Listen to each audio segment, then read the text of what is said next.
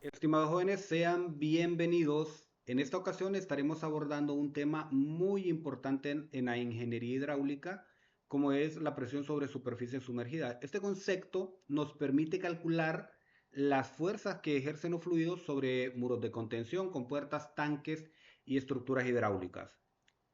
Comprender no solo la magnitud de estas fuerzas, sino que también dónde actúan. Esta es vital para poder garantizar un diseño seguro.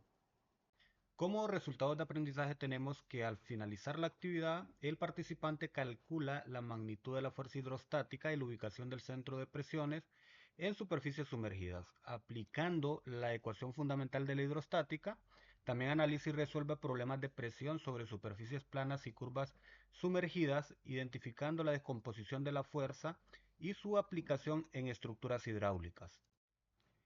La presión en un fluido en reposo aumenta linealmente con la profundidad. La fuerza total sobre una superficie se obtiene multiplicando la presión promedio en el área por la superficie. Aquí tenemos la ecuación que sería fuerza es igual a la presión promedio por el área, y esto va a depender la presión promedio, a qué profundidad se encuentra el objeto en estudio con respecto a la superficie del fluido, y de la forma geométrica que representaría en este caso el área de la superficie en estudio. Veremos diferentes casos de presiones sumergidas. Primero vamos a ver las superficies planas. Para ello es necesario encontrar la localización de la fuerza resultante, denominada centro de presiones, para que sea posible realizar el análisis de los efectos de dicha fuerza. El fluido ejerce una fuerza que actúa en forma perpendicular a la superficie de interés, según la definición fundamental de la presión. Aplicamos estas ecuaciones en forma directa solo si la presión es uniforme sobre el área de interés. Por acá tenemos una imagen y debemos de hacernos la pregunta: ¿hay alguna diferencia entre la fuerza que actúa al fondo del tambor cilíndrico y aquella sobre el fondo del contenedor en forma cónica?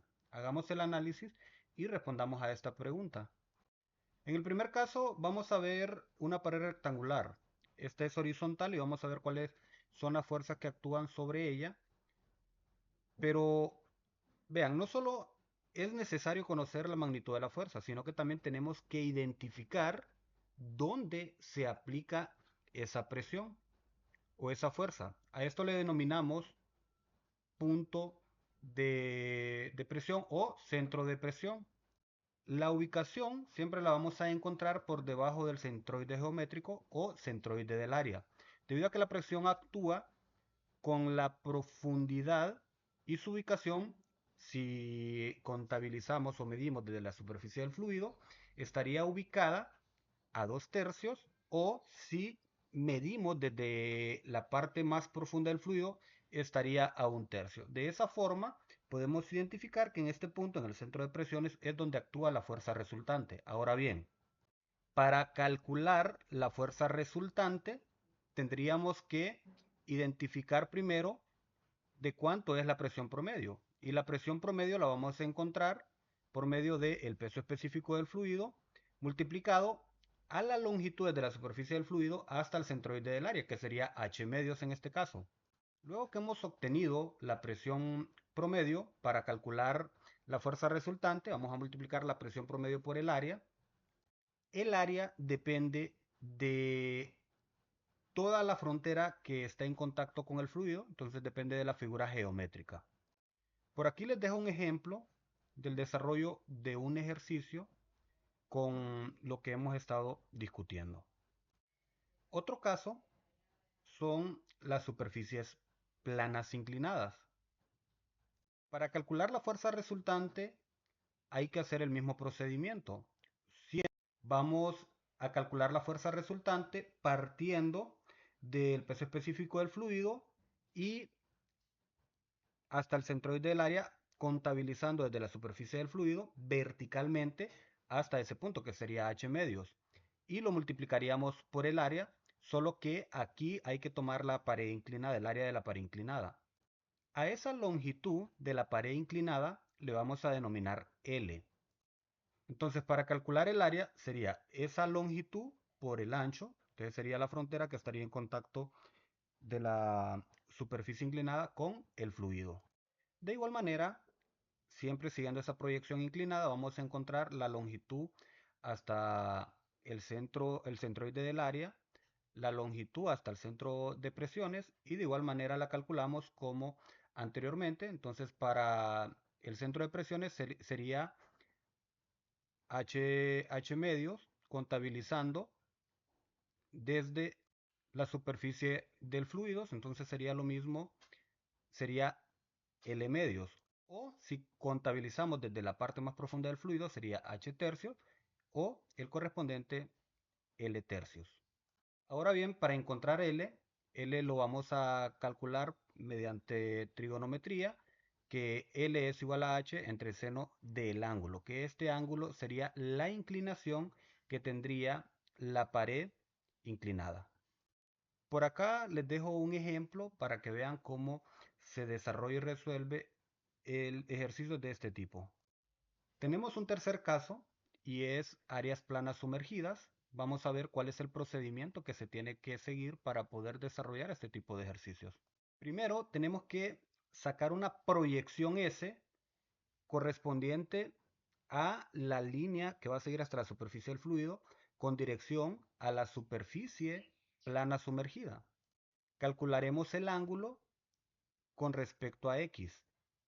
Luego de eso, vamos a calcular la longitud hasta el centroide del área del objeto en estudio y la longitud hasta el centro de presiones. De igual manera, por trigonometría, vamos a encontrar o vamos a calcular el h, que sería la distancia vertical hasta el centroide del área y hasta el centro de presiones.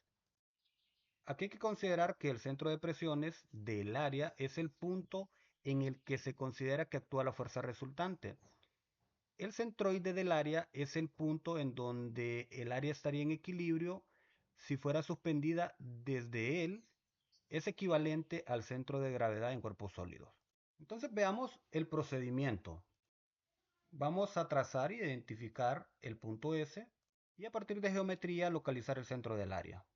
De igual manera vamos a determinar HC por medio de trigonometría, que HC es LC por seno del ángulo, determinar LC. LC es igual a HC sobre seno del ángulo. Luego vamos a calcular el área total sobre la que va a actuar determinada fuerza. Calcularemos la fuerza resultante por medio de la ecuación, que fuerza resultante es igual al peso específico del fluido por HC por el área. Vamos a calcular el momento de inercia. Esto es del área respecto a su eje centroidal, y esto va a depender de la figura geométrica que estemos estudiando. Para un rectángulo sería la base por la altura de la 3 entre 12. Para un triángulo sería base por h a la 3 entre 36.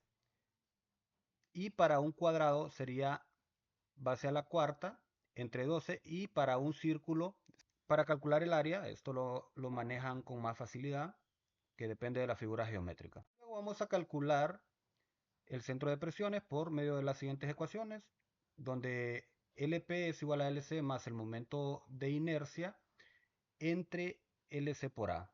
Y podemos también calcular la diferencia entre LP y LC. Luego hay que dibujar la fuerza resultante que actúa en el centro de presiones en forma perpendicular al área.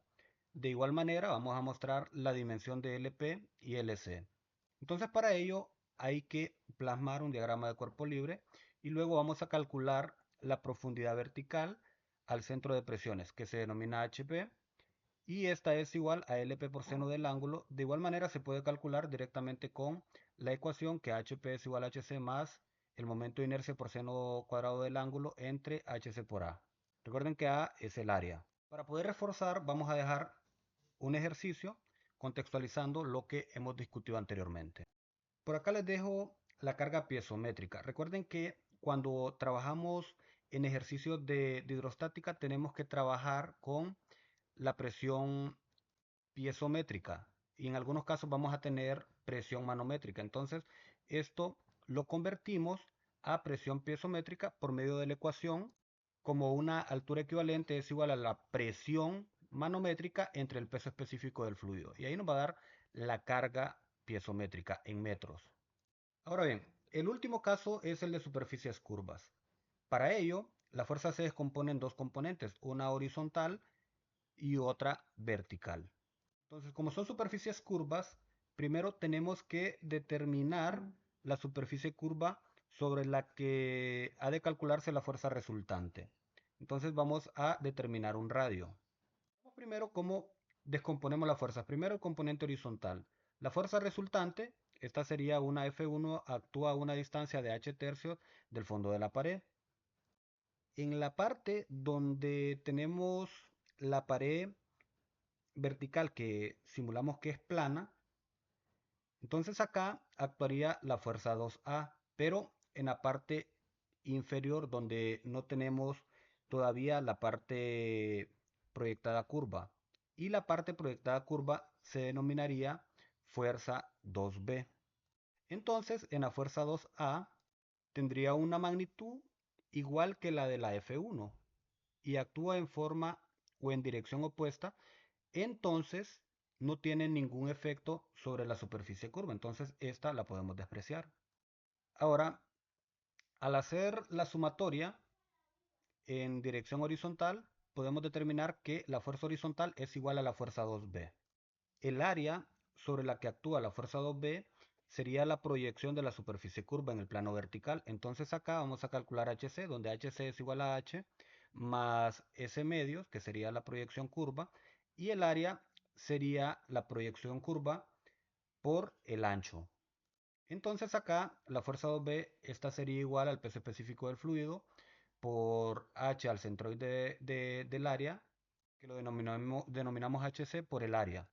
HP sería HC más el momento de inercia más entre HC por el área, y el momento de inercia sería el ancho por el área curva proyectada al cubo entre 12. Luego sacamos el componente vertical o las fuerzas verticales, que esta sería el peso específico del fluido por el volumen. Recuerden que el volumen es igual al área por el ancho.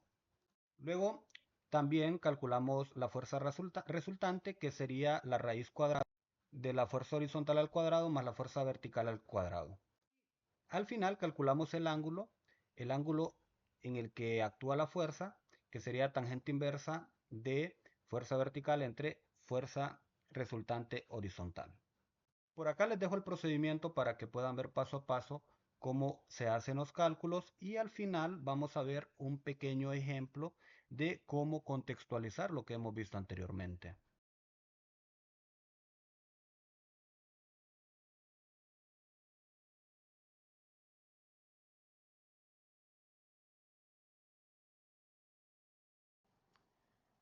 Jóvenes, en conclusión, para analizar la presión sobre superficies sumergidas necesitamos calcular la fuerza total y el centro de presiones, teniendo en cuenta la forma y la orientación de la superficie.